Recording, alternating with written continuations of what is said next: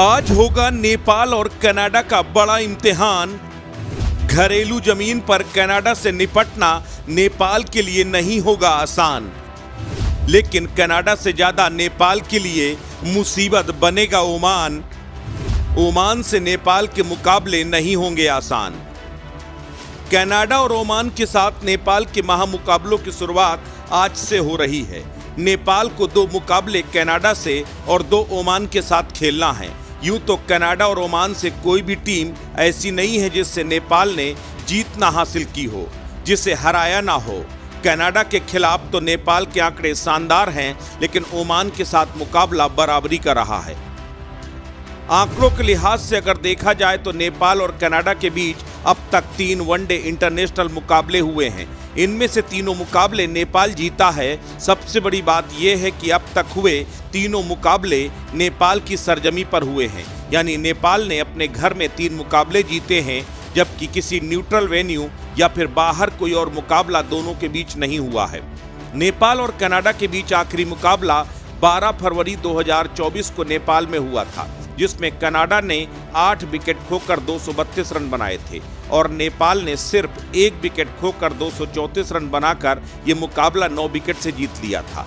10 फरवरी 2024 को हुए नेपाल और कनाडा के मुकाबले में भी नेपाल ने 4 विकेट से जीत हासिल की थी। ऐसे में कनाडा के खिलाफ मुकाबलों के लिए नेपाल कुछ ज़्यादा भरोसे के साथ उतर सकती है, लेकिन अगर ओमान के खिलाफ आंकड़ों की बात की जाए तो नेपाल और ओमान के बीच अब तक 7 एकदिवसीय मुकाबले हुए हैं, जिसमें 4 में ओमान को जीत मिली है और 3 में नेपाल को जीत मिली है। अगर घरेलू श्रृंखलाओं की बात की जाए तो दोनों अपने अपने घर में 1-1 मैच जीते हैं, जबकि घर के बाहर हुई श्रृंखला में ओमान का पलड़ा नेपाल से भारी रहा है।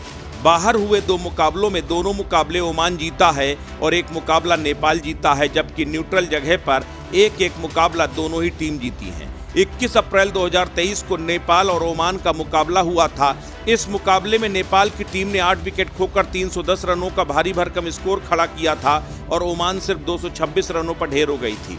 नेपाल ने यह मुकाबला 84 रन से जीता था। इससे पहले दोनों टीमें जून 2022 में भिड़ी थीं। उस मुकाबले में भी जीत नेपाल को मिली थी। नेपाल ने 3 विकेट खोकर 167 रन बनाए थे, जबकि ओमान 163 रनों पर ढेर हो गया था।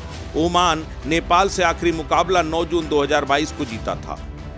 आंकड़े साफ गवाही दे रहे हैं कि नेपाल की राह बहुत ज़्यादा आसान नहीं है। उसे कनाडा से ज़्यादा ओमान से सतर्क रहने की ज़रूरत है, क्योंकि एक छोटी सी गलती नेपाल को भारी पड़ सकती है।